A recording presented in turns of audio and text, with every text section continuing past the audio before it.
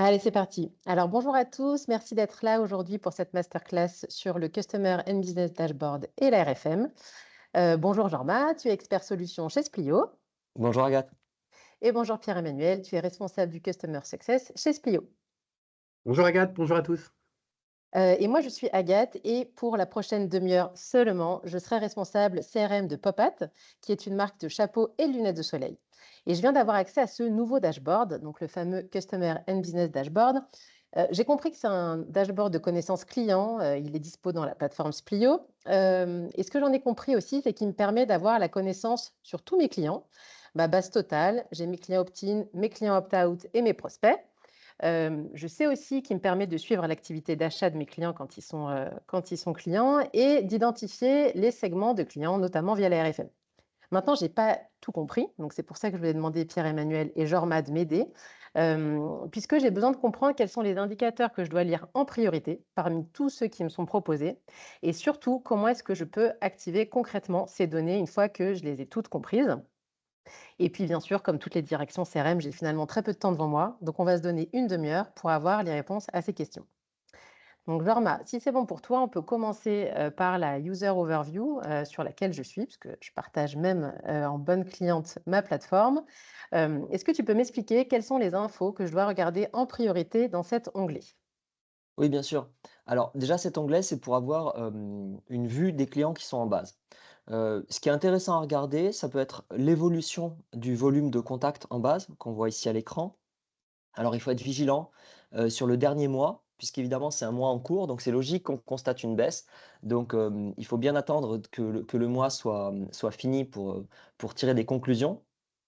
Hem, on peut vérifier donc les nouveaux entrants dans cette base et ce qui est intéressant dans cette vue, c'est qu'on peut filtrer en fonction du consentement. Donc du fait que les clients soient, opt-in ou clients ou prospects d'ailleurs, soient opt-in ou ne le soient pas. Donc ça permet d'avoir une vue plus globale de sa base de données. Ok, donc là j'ai mes clients, mes prospects, et j'ai un certain nombre d'informations sur les données un peu socio-démo, donc l'âge de mes clients, la répartition par genre et par âge. Donc c'est des données qui sont intéressantes pour moi, hein. Après, ça me semble des données qui semblent assez descriptives. Donc peut-être Pierre-Emmanuel, tu peux m'expliquer comment concrètement je peux utiliser ces données dans mon activité CRM Popat. Alors oui, Agathe, en effet, ce sont des informations qui sont plutôt descriptives sur cet onglet, mais comme l'a dit Jean-Marc, ça permet déjà, d'identifier, et de suivre l'évolution de votre base, de repérer d'éventuels décrochages, déjà, sur de l'activité, et d'avoir des premières infos, sur le profil de vos clients. Par exemple, la répartition, prospect, client peut, vous aider à savoir s'il est utile, d'investir sur, une différenciation des parcours d'accueil entre prospects, et clients, et nouveaux, clients, pour des welcome packs, par exemple et compléter, on le verra ensuite, par, les onglets plus spécifiquement axés sur, les comportements d'achat et par les informations qu'on peut avoir aussi grâce à notre outil Custom Audience Filter, on va pouvoir, aller plus en détail sur des mécaniques d'animation, à destination des clients, pour construire nos dispositifs. D'accord. Donc, de ce que je comprends de cet onglet, c'est vraiment un onglet assez général qui me permet principalement de suivre l'évolution de mes clients, de mes nouveaux clients, de pouvoir filtrer en fonction du consentement ou pas, et de pouvoir avoir des informations socio-démo assez génériques. Donc ça, c'est clair. Maintenant, si je vais dans l'onglet Purchase Activity, alors là, je vais avoir besoin de votre aide parce que je vois qu'il y a quand même beaucoup d'indicateurs dans cet onglet-là. C'est pas forcément facile pour moi de m'y retrouver. Donc, comment est-ce que je peux lire efficacement cet onglet, Jorma, s'il te plaît? Alors déjà, donc c'est intéressant de suivre les revenus générés par les clients. Alors il faut noter un petit point, c'est que c'est bien les revenus générés par des clients dont on est capable de tracer les achats. C'est-à-dire que ça peut être des achats faits sur le web, avec une carte de fidélité, mais un client qui vient en magasin sans carte de fidélité, sans donner, d'informations, le revenu qu'il va générer sur son achat ne figurera pas dans ce dashboard. Donc ça, c'est un premier point à souligner. Ensuite, on peut filtrer par le canal d'achat, donc web ou store. Donc ça, c'est une vision intéressante, je pense pour distinguer, les sources de revenus de son activité. Et ensuite, si on descend un peu, donc après on a différents types d'indicateurs autour des revenus et si on descend un peu, on a pas mal de graphiques intéressants, notamment, là, celui qu'on voit, un peu plus haut, qui permet de comprendre le nombre d'achats par client et donc ici, on peut identifier facilement, le fait qu'il y ait beaucoup de mono-acheteurs dans cette base, 61,85. Donc déjà, c'est une compréhension de plus de ces clients en base. Si on descend encore un petit peu, on peut avoir ici, les taux de remise et le nombre d'achats, la proportion des achats qui sont faits avec une remise et le taux moyen. Là encore, ce sont des indications sur la manière globale de gérer le business, encore une fois pour ces clients dont on est capable de tracer, les achats. Ensuite, si on descend encore, on a le délai interachat. Et là, c'est traité assez logiquement, avec 2 indicateurs. Déjà, le délai entre le premier et le second achat, puis ensuite les achats ultérieurs, c'est-à-dire entre le deuxième et troisième et quatrième, et cetera. Et pourquoi c'est intéressant de distinguer ces deux points? Et ça revient à ce qu'on voyait tout à l'heure sur l'aspect mono-acheteur. On sait qu'il y a un enjeu énorme pour les marques de ne pas seulement avoir des clients qui achètent une seule fois, mais bien qu'ils soient fidèles et qu'ils fassent du réachat. Et donc, il est important de distinguer le temps entre le premier et le second achat des autres achats. Et ça, ce dashboard permet de l'observer. Enfin, il y a un aspect très important et qui peut aller à l'encontre de certaines croyances qu'il pouvait y avoir avant, c'est qu'on voit ici par canal les revenus générés par les clients. Donc, soit des clients magasins uniquement, des clients web uniquement ou des clients qui dupliquent magasin et web. Et ce qu'on constate d'ailleurs, c'est que les revenus générés par client, quand ce sont des clients qui sont magasins et web, sont très nettement supérieurs aux revenus magasins ou aux revenus web exclusivement. Donc, ce qui souligne une fois de plus l'intérêt pour les marques d'arriver à générer de l'omnicanalité dans les achats de leurs clients. OK. Donc ça, c'est déjà un petit peu plus clair pour moi. Je me rends compte que j'ai un certain nombre, d'informations sur mes clients, combien j'en ai qui sont des clients actifs, combien est-ce qu'ils génèrent, leur panier moyen, leur fréquence. Je retrouve aussi ma saisonnalité, en fonction des différentes années. Je peux identifier mes mono-acheteurs. Pas mal d'informations aussi sur la promophilie, donc ça peut être, bien.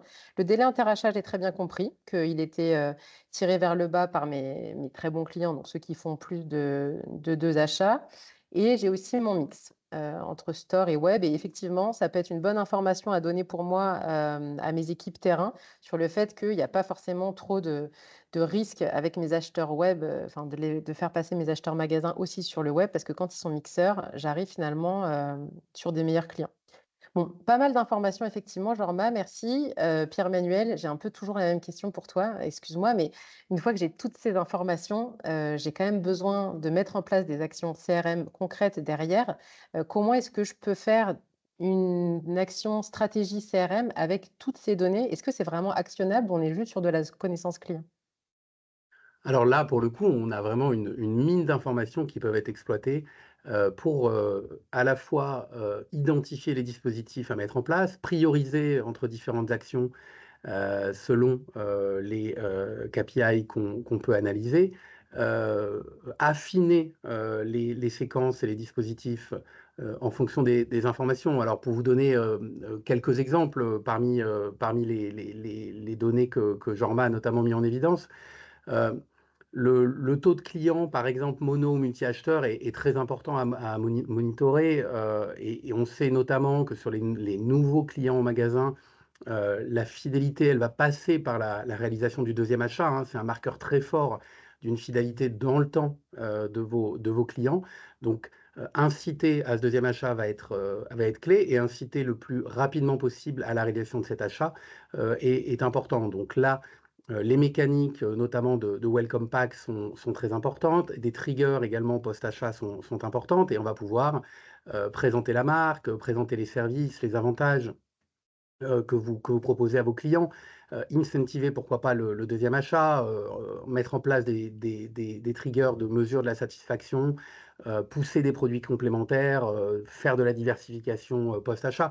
Les mécaniques sont nombreuses, mais en tout cas, on va pouvoir piloter ici, cet indicateur-là de taux de clients mono-acheteurs qu'on veut, réduire au maximum et pousser, au multi-achat, et si possible, rapidement. On peut également, très facilement utiliser les données sur la promophilie, par exemple.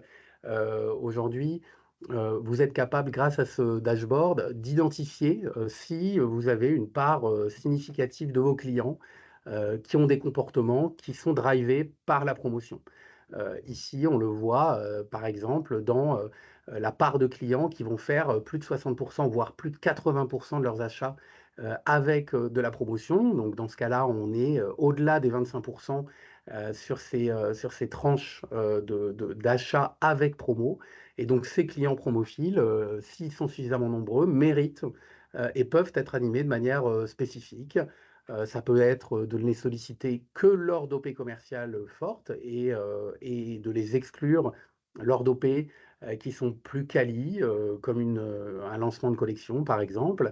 On peut aussi imaginer des mécaniques de personnalisation des designs, hein, avec, des persos qui peuvent être conditionnés en fonction du profil client et la mise en avant de designs plus ou moins axés sur la promo, avec une mise en avant plus ou moins forte, de la notion de promophilie, pour des clients, qui seraient dans une tranche plutôt promophile ou, plutôt, avec une appétence plus faible, à la promotion.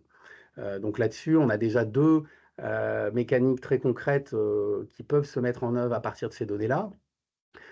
Jorma a détaillé, l'information qui concerne le délai interachat, aussi bien entre le premier et le deuxième achat et entre, le deuxième et le énième achat, par la suite. Là aussi, c'est très concret, en termes d'usage, opérationnel. Ça va vous permettre, de définir les bons timings, de mise en place de vos triggers. Alors ça peut être pour les séquences de welcome dont je viens de parler, donc de savoir si il faut positionner un welcome sur les N premières semaines, pour inciter au réachat rapide, ou si la séquence doit être un peu allongée dans le temps. Ça peut aussi permettre, si on va un peu plus loin, de regarder si on a des différences notables entre les clients web et les clients magasins, et si on doit affiner, pourquoi pas, les dispositifs et le timing de ces dispositifs en fonction de ces catégories et de ces populations de clients. Le calcul du délai interachat, du énième achat peut aussi permettre de positionner, tous vos triggers de repeat, de cross-sell, de renouvellement de produits, à partir de ces délais moyens, dans la plateforme que vous avez donc, facilement accessible. Également, pourquoi pas, sur vos dispositifs anti-churn, et ben, de savoir à quel moment vous devez agir, de mettre en place des scénarios automatiques pour favoriser cette mixité. Donc voilà quelques avantages, quelques intérêts de ce dashboard, très concrètes, mais on peut en imaginer évidemment, pas mal d'autres. Les informations sont très riches, on a une vision, très détaillée des comportements d'achat des clients, et on peut les filtrer, également, pour avoir, le split entre, la partie web et les comportements d'achat sur le web et en magasin, et de voir un peu les différentes patterns d'achat qu'on peut constater. Oui, et puis je vois même, dans les filtres qu'on peut, filtrer en mettant un magasin en particulier et avoir tous ces KPI pour un magasin en particulier. OK, très bien, ouais. Là, c'est quand même un peu plus clair. Si ça vous va, parce que le temps file, je vous propose, qu'on passe sur la RFM pour le dernier quart d'heure qui nous reste. Puisque la RFM, j'ai bien compris que c'est la base des segmentations, clients. Je sais que ça prend en compte la récence, des achats, la fréquence des achats et le montant, dépensé. Et comme je suis vraiment une cliente, affairée, j'ai même regardé comment est-ce qu'elle était calculée en utilisant, votre nouvelle base de connaissances Plio. Donc j'ai regardé RFM.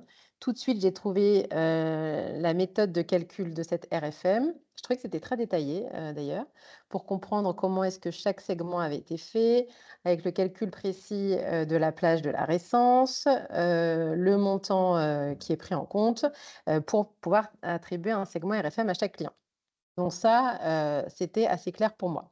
Une fois qu'on s'est dit ça, Jorma, encore une fois, je vais avoir besoin, de quelques explications sur la manière de lire ce grand tableau-là que j'ai face à moi et sur la maîtrise de passage, car j'avoue, j'ai toujours eu un petit peu de mal à la comprendre. Donc si je peux avoir une explication rapide à ce sujet, je suis preneuse. OK.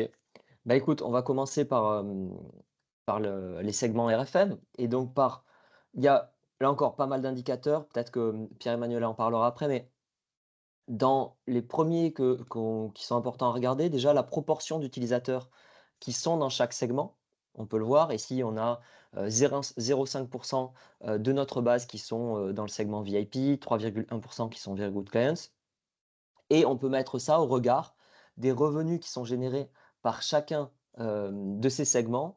Donc là, ce qui est intéressant, c'est par exemple de voir que, nos Very Good Clients qui sont 3 génèrent, plus de revenus que nos, occasionnels, je ne le vois plus ici et il me semble, qui sont 16 et qui font, 2,1 millions d'euros de revenus. Exactement. Donc là, alors ça a un peu bougé, donc entre la ligne, Very Good Clients, donc numéro 2 et 5, où on voit qu'ils sont 3 pour 2,2 millions contre 16 pour 2,1 millions. Donc c'est important de regarder cette répartition et les masses de revenus qu'ils peuvent générer. Ensuite, il y a un petit point à noter, c'est qu'on peut avoir une représentation plus graphique, en cliquant en haut sur l'icône et qu'on le voit et c'est peut-être plus lisible, pour pas mal de personnes, hem, à travers des graphes qu'on peut avoir affichés, soit en pourcentage, soit en volume. Mmh. Donc je pense que c'est, quelque chose qui peut être regardé et ensuite, tu me parlais, donc voilà, là, c'est les différents indicateurs. Tu me parlais de la lecture de la matrice de transition. Alors là, comment il faut comprendre cette matrice? C'est vrai qu'on a, très souvent la question. Donc on considère, on regarde comment était construit le segment des VIP il y a 3 mois et ensuite on va regarder comment il a évolué actuellement et là, ce que j'observe, par exemple, dans le cas des VIP, c'est qu'il y a 57,2 de mes VIP il y a 3 mois qui sont restés dans le segment VIP, mais qu'en revanche, 40 d'entre eux sont passés Very Good Clients et même 2,8 sont passés Good Clients.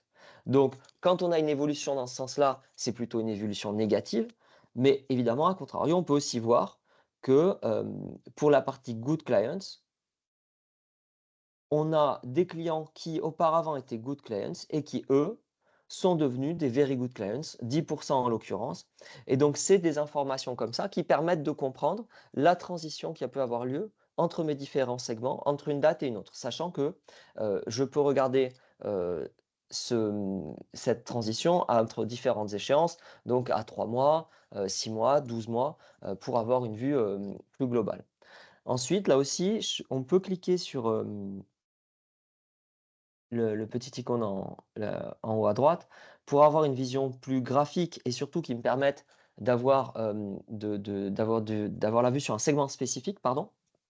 Et là, en l'occurrence, donc ce sont les mêmes informations et je vois que mes VIP, parmi eux, 57 sont restés VIP, mais 40 sont devenus Very Good Clients et 2,8 sont passés Good Clients et ça, on peut l'avoir pour les différents types, de segments qui ont été définis.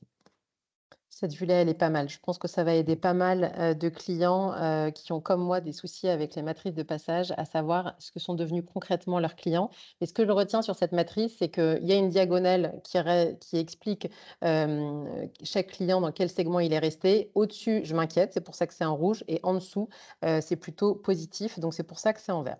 C'est Donc exactement ça, ça. tu vois, j'ai bien écouté ce que tu m'as dit, Germain.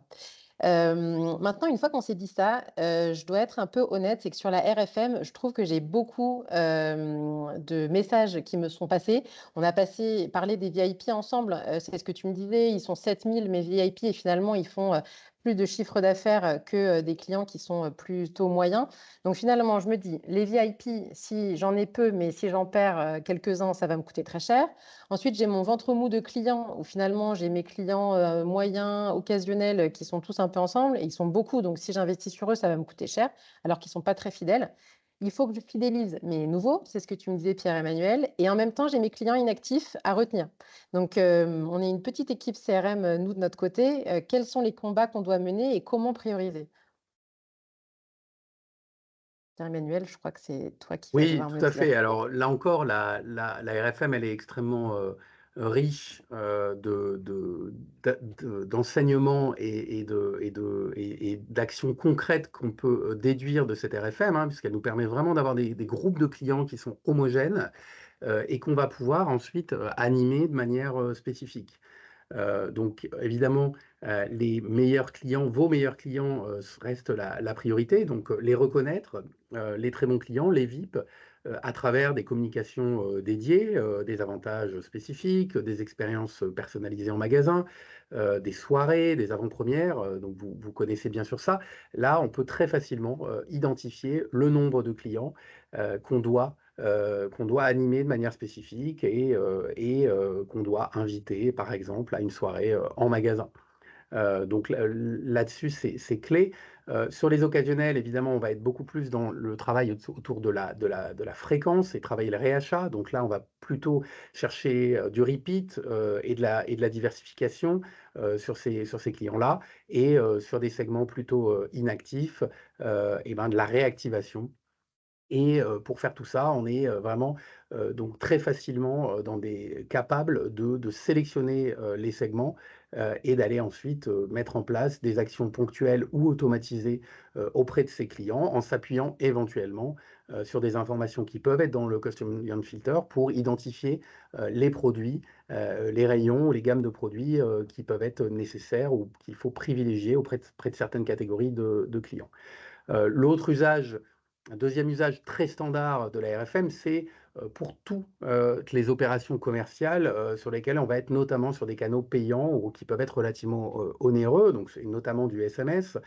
Donc un renfort SMS en période de grosse OP commerciale, là pour le coup on va tout de suite être capable d'optimiser son budget, donc à budget constant, d'identifier les clients qu'il faut aller privilégier sur une OP de renfort SMS, d'identifier les clients pour lesquels il est intéressant de faire de la surpression, par exemple email ou SMS, ou alors d'avoir une approche qui peut être inverse, c'est-à-dire je dois déterminer, moi, marketeur, quel budget je dois solliciter pour une action commerciale, et bien là, j'ai le nombre de clients qui sont sur mes deux meilleurs segments, par exemple, et donc je peux déterminer le budget pour une opération SMS ou une opération print que je dois dégager. Donc là, ça permettra vraiment de mettre très facilement en œuvre ou d'identifier les volumétries à adresser pour ce type d'opération. Le troisième usage va être plus sur des automatisations, des triggers. Alors là, on est vraiment sur la concrétisation de la matrice de passage à travers des scénarios automatisés. Donc ça peut être des scénarios à la baisse, donc de réagir à une baisse de segment, une baisse, un downgrade sur votre base, donc des clients qui sont en train de baisser d'activité, voire de passer en potentiel churner, et donc d'automatiser des actions pour prévenir cette attrition sur ces clients-là. Et évidemment, à l'inverse, reconnaître des nouveaux très bons clients, des clients qui deviendraient VIP ou très bons clients alors qu'ils étaient occasionnels auparavant, et donc les reconnaître ou les remercier de leur fidélité. Et on a également, parmi d'autres exemples de mise en œuvre, la possibilité, par exemple, d'aller activer sur d'autres canaux tels que, par exemple, Meta, grâce à notre Connection Hub, les segments, par exemple, les meilleurs, les VIP, les très bons clients, pour optimiser nos campagnes d'acquisition grâce au lookalike de Meta, par exemple, hein, et avoir une meilleure performance de l'algo de Meta ou faire du retargeting sur des clients qui seraient inactifs email, par exemple, sur Meta. Donc ça, c'est quelques exemples de mise en œuvre très concrète de la segmentation RFM, qui est vraiment un outil de tous les jours. Et c'est également un outil du quotidien, ne serait-ce et comme pour piloter votre base et votre activité, et la piloter de manière proactive. Jean m'a expliqué comment on était capable de voir les comportements d'achat par segment, hein, et avec notamment les fréquences, les CA. Donc ça permet de voir si on arrive à faire monter nos clients de segment, si on arrive à faire grossir nos meilleurs segments. Ça peut évidemment, à contrario, être des alertes si on voit qu'on perd trop de bons clients. Et puis ça permet aussi de projeter une activité future puisque c'est un très, très bon marqueur, d'une activité future. Donc on sait que des groupes de clients homogènes vont avoir un comportement homogène sur, le prochain trimestre et donc on est capable de projeter, d'anticiper une activité qui peut être bonne ou moins bonne en fonction de l'état de ma base à un instant T. D'accord. Donc ce que je comprends, c'est que pour activer, tous ces segments, je vais pouvoir, utiliser, tout ce qui est audience, donc le Custom Audience Filter, et que le Connection Hub va pouvoir m'aider aussi si je veux utiliser, d'autres, connecteurs, par exemple à Meta. Ça peut être effectivement une bonne idée et j'ai une petite question, qui me venait, mais c'était plus finalement sur, ce que tu disais tout à l'heure, Pierre-Emmanuel. Par rapport au purchase, activity, donc sur cet, onglet-là, tout à l'heure, on disait que, le second achat doit être réalisé rapidement après le premier achat. Est-ce que ça, c'est une tendance marché? J'imagine que ça dépend un peu, des verticales et que il y a des marchés où c'est plus le cas que d'autres, mais est-ce qu'on est un peu sur une tendance marché, sur cet insight-là? On sait, avec, qu'on sait qu'avec toutes les analyses qui ont pu être faites, que de toute façon, le plus le réachat est rapide, hein, qu'on soit sur des nouveaux clients ou qu'on soit sur des clients fidèles, plus il est probable. Donc plus on laisse passer du temps entre un premier achat et un deuxième achat, plus, la probabilité que le client revienne va baisser. Donc on a toujours intérêt à agir vite auprès des clients, quel que soit, le domaine d'activité, quel que soit le secteur. C'est une constante du marketing relationnel et du CRM, hein, et on sera toujours dans une tendance baissière de probabilité de rachat. On peut avoir des légers rebonds, par exemple sur des activités qui peuvent être très cycliques ou sur du refill pour des activités qui sont vraiment dans le refill. On peut avoir des rebonds, mais quoi qu'il arrive, on a toujours une corrélation assez forte entre la date du dernier achat, la récence et la probabilité de faire un achat. Donc, il faut agir vite auprès des clients. Il faut toujours, moi, je préconise toujours de ne pas attendre. Il faut toujours essayer d'activer les clients, rapidement et même si le dernier achat peut avoir été très récent, c'est pas un marqueur, de pour empêcher, une action marketing auprès du client. J'ai bien compris sur ce que vous disiez que, ce schéma de mono-acheteur et de répartition en fonction des achats et le délai interachat étaient vraiment, les informations, clés en plus du purchase channel mix à utiliser, côté, côté purchase activity. Puis je regarderai aussi mes évolutions parce que j'ai des évolutions, un peu, baissières, qui ne me plaisent pas beaucoup. En tout cas, merci beaucoup pour ces informations à tous les 2, puisque je vois que la demi-heure, est passée.